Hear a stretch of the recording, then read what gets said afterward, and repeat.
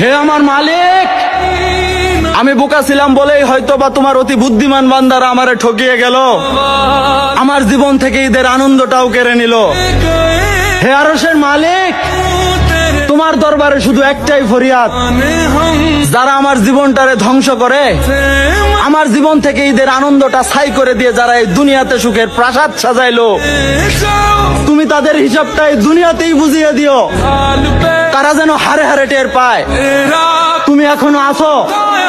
তুমি ন্যায় বিচারক, তুমি শ্রেষ্ঠ।